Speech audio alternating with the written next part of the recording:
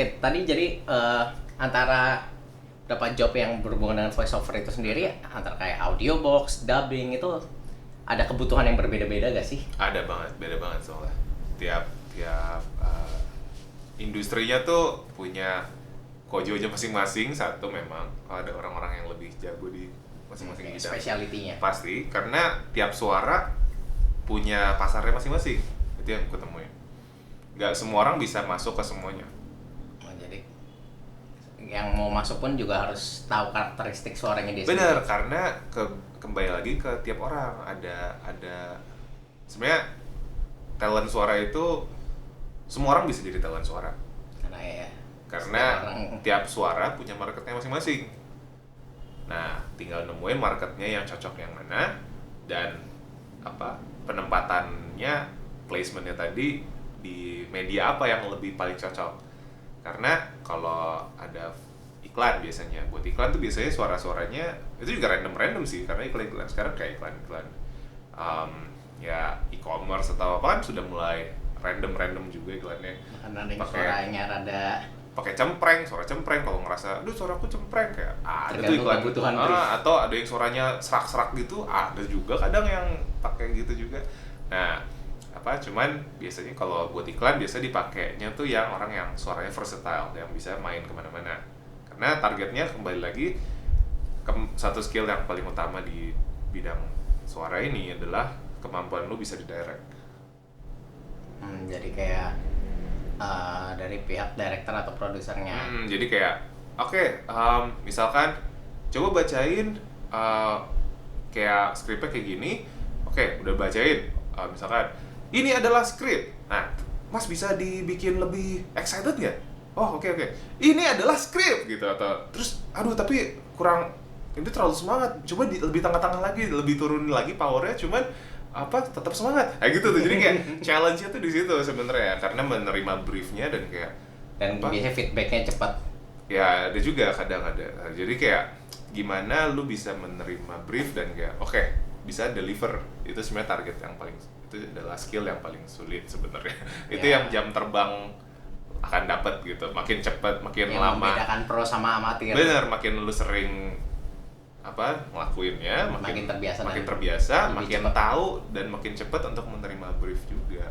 Karena kembali lagi itu yang paling penting sih bagi gue, yang gue tahu. Soalnya kayak skill itu sebenarnya kayak skill bisa dipelajarin. Tapi yang selalu semua mentor-mentorku juga bilang tuh kayak attitude paling penting tetap. Karena mau lo skillnya sejago apapun, kayaknya kalau kerjanya nggak enak sama orangnya bikin males. Karena kembali lagi kerjaan ini kebetulan butuh kerja sama tim, nggak cuman kita aja. Dan apalagi yang pasarnya lumayan niche dan close kayak gini, kalau nama udah jelek kayaknya udah pasti bakal kemana-mana juga kan. Karena circle-nya juga nggak gede-gede amat. Ya word spread around ya. Hati-hati aja sih, jadi kerjanya ketemunya itu ya karena orang-orangnya itu juga, karena industrinya kecil, kembali lagi produsernya itu juga, orang-orangnya ketemunya itu juga. Nah cuman tadi kalau ngejawab pertanyaan lo, skill yang dibutuhin beda-beda memang untuk tiap bidang ya. Kalau tadi iklan biasanya harus versatile suaranya, tapi biasanya kebetulan mereka yang aku perhatiin ya, banyak biasanya yang backgroundnya radio tuh yang dapat. Kalau penyiar radio tuh biasanya larinya ke iklan buat advertising tuh, karena suara mereka jualan kan, kayak beli ini nih, kayak gitu-gitu kan. Dari radio udah terbiasa untuk jualan juga. Itu juga nah itu biasanya iklan.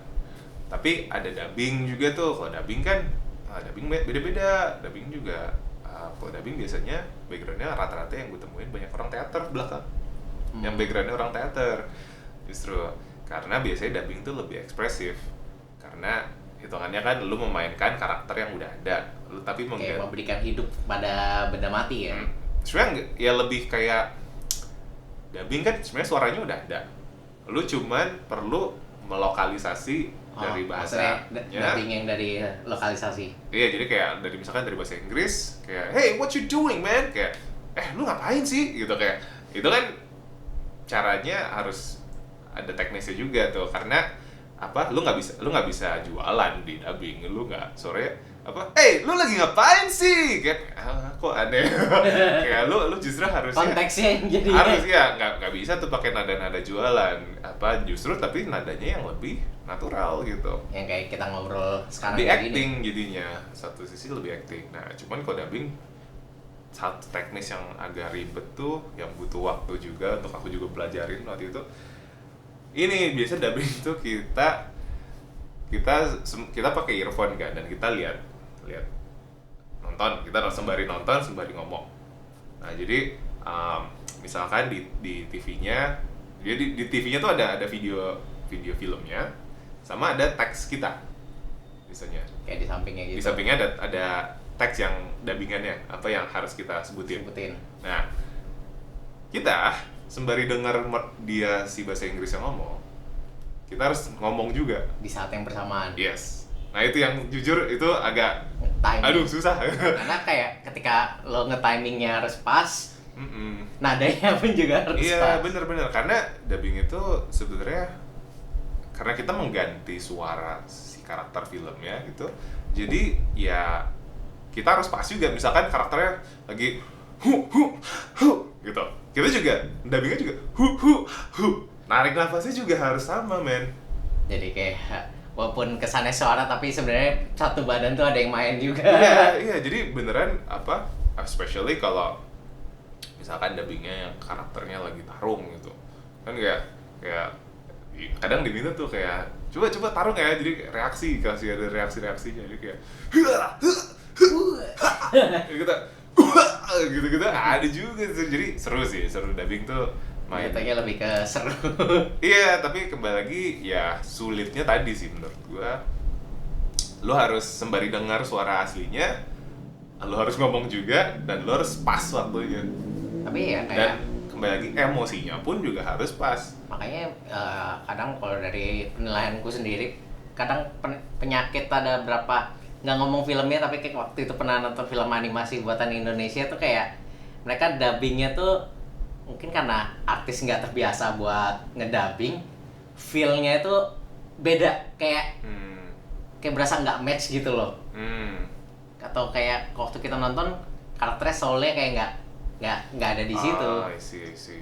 Kayak berasa disconnect dengan scene-nya karena kualitas dubnya mungkin bukan suaranya jelek, tapi ya ketika kita ngerasa ada sesuatu yang nggak pas waktu nonton itu kan kadang bikin jadi mikir nggak fokus ke story-nya lagi kan langsung. Ya, tapi kembali lagi sih, ujung-ujungnya dubbing kan melokalisasi ya, jadi agak susah sih kadang, karena terutama biasanya kalau memang filmnya sudah beloved, semua orang udah suka, dan di dubbing akan ada certain expectation bagi para fansnya biasanya. Kalau misalkan original content, kalau original content ya kan masih random kan, masih bisa siapapun bisa. Soal bedanya itu, kalau di Indo kebetulan untuk dubbing hitungannya kan, dubbing tuh dari bahasa lain ke bahasa Indo, basically melokalisasi. Tapi kalau soal Indonesia tuh belum terlalu banyak bikin animasi sendiri yang gue tahu. kalau yang gue nonton sih animasi lokal ya. Ya animasi lokal soal belum terlalu banyak yang bikin. Nah kalau itu beda, soalnya kalau itu lebih voice acting, dimana dubber sama voice acting sendiri menurut lu rada ada perbedaan? Beda banget. Kalau dubber hitungannya lu udah ada kontennya, udah ada suaranya, udah ada performance yang bahasa lain, lu tinggal timpa dan lokalisasi dengan style Indonesia. Jadi jatuhnya lebih ke menyalurkan aja ya, kayak nge-translate aja. Kalau voice acting itu nggak ada dasarnya. Jadi emang harus dari orang yang dari aktor-aktornya sendiri, dari voice actornya sendiri, dimana kayak karena nggak ada guide kan. Dan misalkan aktor bagus pun belum tentu bisa jadi voice acting yang bagus atau itu tricky sih Bapak, karena yang ku tahu aktor suara sama aktor biasa tuh punya kelebihan masing-masing pastinya. Iya kan, punya skill set. Ya, yang aku rasa sih kalau aktor aktor visual, maksudnya yang biasa buat acting, film. buat film gitu, mereka kan harus menggunakan seluruh tubuh mereka harus pakai suara mereka, pakai gestur, mimik muka, dan posisi badan, kayak blocking kamera, semua hal itu mereka harus pikirin. Jadi kayak apa ya, porsinya mereka jadi harus sebagus semua gitu. Sementara kalau lebih voice acting, lu nggak perlu dilihat gitu, lu cuma perlu Tapi suaranya yang semaksimal mungkin. tapi suaranya harus merepresentasikan kayak keseluruhan badan itu Bener, sendiri. jadi kayak apa? Ya maksudnya tergantung ya, makanya apa, nggak mau itu juga karena tiap orang pasti punya kelebihannya masing-masing ya. Cuman ada orang yang bisa lebih tajam di suaranya, ada orang yang mungkin bisa lebih bagus di lainnya juga. Keseluruhan. Mm-mm. Tapi kalau buat mungkin ini ada yang viewernya penasaran, kalau buat masuk ke industri dubbing kayak gitu, jalurnya biasanya lewat mana? Atau Jadi tuh kalau dubbing tuh ada beberapa di Jakarta sih, jujur banyaknya sih di Jakarta. Apa karena kebanyakan kliennya Di sini. Itu nggak tepatnya, kebanyakan studionya di sini. Apa industri-industri yang berhubungan dengan dubbing? singkatnya kayak Hollywoodnya tuh ya di Sini. Jakarta gitu banyaknya, karena ya tapi nggak menutup kemungkinan yang di daerah juga ada ya. Jujur aku nggak tahu kalau yang di daerah. Cuma kebanyakan Siapa tahu ada klien dari luar mintanya di daerah, kan bisa kan sebenarnya opsinya. Cuman kalau di Jakarta sendiri cara masuknya ya apa? Jujur kalau aku karena ada kontak, aku startnya dengan ada kontak dan aku berkomunitas. Awalnya aku berkomunitas dengan teman-teman juga, karena tadi kan aku sempat mention pas pandemi itu banyak teman-temanku juga yang emang pengen masuk di industrinya juga, jadi kita saling tukar info. Jadi biasanya ada balik lagi, komunitas dan teman itu penting. Benar-benar, jadi kayak dari situ tuh aku belajar, jadi sembari kan ketemunya banyak orang tuh, ketemu orang-orang baru yang kayak dia udah ngerjain ini, dia udah ngerjain itu, terus kayak keren juga ya, gue pengen dong kerjain kayak gitu juga. Gimana lu dapet kerjaan kayak gitu bro? Atau kok bisa dapet channel ke sana? Lu harus kenalan sama siapa, lu harus belajar sama siapa. Nah dari situ jadi kayak apa, aku kenal dan dapetin ilmu-ilmunya tuh karena Dari teman-teman ngulik-ngulik dari teman-teman itu loh sebenarnya. biasanya ada belasan job kayak gitu, atau Iya, dan atau bagusnya audisi biasanya. bagusnya apa ya, karena kita tuh nggak terlalu audisi banyak biasanya kalau di bidang suara ini tuh nggak, audisi tuh nggak open casting banget biasanya kayak open casting tapi cuma di grup aja, atau cuma cari yang spesifik aja gitu, orang-orang yang bisa memang ya. Jadi kayak apa, gua rasa bagusnya punya komunitas juga karena itu bisa saling sharing Jadi kalau ada info berita, juga gitu, ada apa-apa juga berita. lebih cepat. Jadi kadang kayak misalkan tiap orang kan punya kelebihan masing-masing. Kebetulan gue mencoba branding supaya gue bisa bahasa Inggris gue fluent gitu.